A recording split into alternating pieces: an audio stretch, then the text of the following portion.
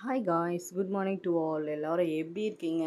இன்றைக்கி நம்ம மதியம் சமையல் தான் பண்ணிட்டுருக்கேன். ஒரு சைடு சாப்பாடு வெந்துட்டுருக்கு, இன்னொரு சைடு கீரை, சிறுகீரை, அப்புறம் பருப்பு, பச்சை மிளகா, வெங்காயம், தக்காளி எல்லாம் போட்டு குக்கரில் வச்சுருக்கேன். மூடி வேக வைக்கிறதுக்காக வச்சுருக்கேன்.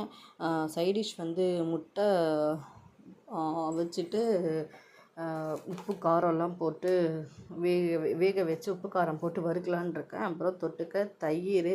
இன்றைக்கி சிறுகீரை வாங்கிட்டு வெங்காயம் தக்காளிலாம் போட்டு வச்சுருக்கேன். அது வேகட்டும், எப்படி செய்கிறேன்னு சொல்லிட்டு பாருங்கள்.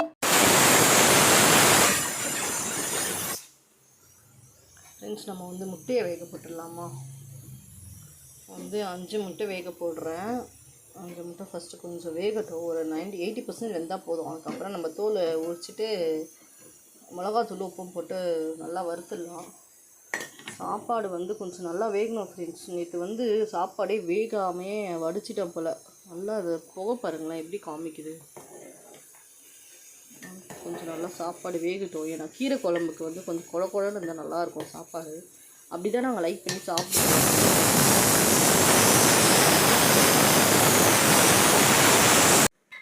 கவின் பாருங்கள் என்ன பண்ணுறான். ஃப்ரிட்ஜில் போயிட்டு என்ன இருக்குது என்ன பண்ணுறான் நோண்டிகிட்டு இருப்பான். ஃப்ரிட்ஜை என்ன இருக்குன்னு எதுவும் கண்டுபிடிச்சிட்டான். பால் தான் இருக்குது. அது எதுக்கு கவின் எடுக்கிற?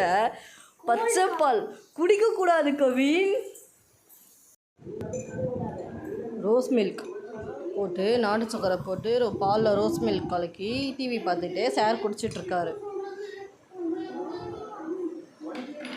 ஃப்ரெண்ட்ஸ், சாப்பாடு வடித்தாச்சு. அப்புறம் கீரையை நல்லா வடிகட்டி எடுத்துட்டேன். கீரை தண்ணி தனியாக, அப்புறம் கீரை தனியாக. இப்போ நம்ம கடைஞ்சிடலாம். இந்த கீரையை கடைஞ்சி தாளிக்கலாம். கீரையை தாளிச்சிக்கலாம். கொஞ்சம் எண்ணெய் ஊற்றி, அப்புறம் கொஞ்சம் லைட்டாக ஃபுல்லில் வச்சுக்கலாம் கீரையை. முட்டை வெந்துருச்சு ஃப்ரெண்ட்ஸ். நெக்ஸ்ட்டு கொஞ்சம் கடுகு போட்டுப்போம். கடுகு கொஞ்சம் பொரியட்டும். கடுகு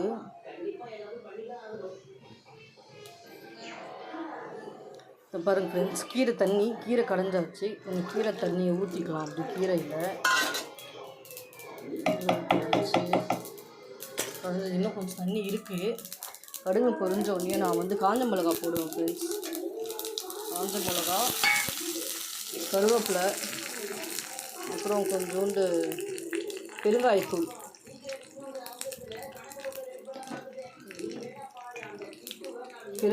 போட்டு லைட்டாக ஃப்ரை பண்ணிக்கலாம். அவ்வளோதான் ஃப்ரெண்ட்ஸ். இப்போ காய்ச்சி வச்சது கீரையில் கொட்டிக்கலாம். முடிஞ்சிச்சு ஃப்ரெண்ட்ஸ். நம்ம வீட்டு கீரை குழம்பு ரெடி. இப்போ முட்டை அப்படியே இருக்குது. முட்டையை மட்டும் நம்ம சில்லி பவுடரும் சால்ட்டும் போட்டு ஃப்ரை பண்ணிக்கலாம். சுட சுட சாதம், நம்ம செஞ்ச கீரை குழம்பு,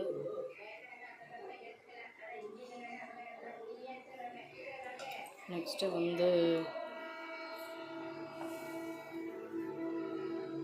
முட்டை.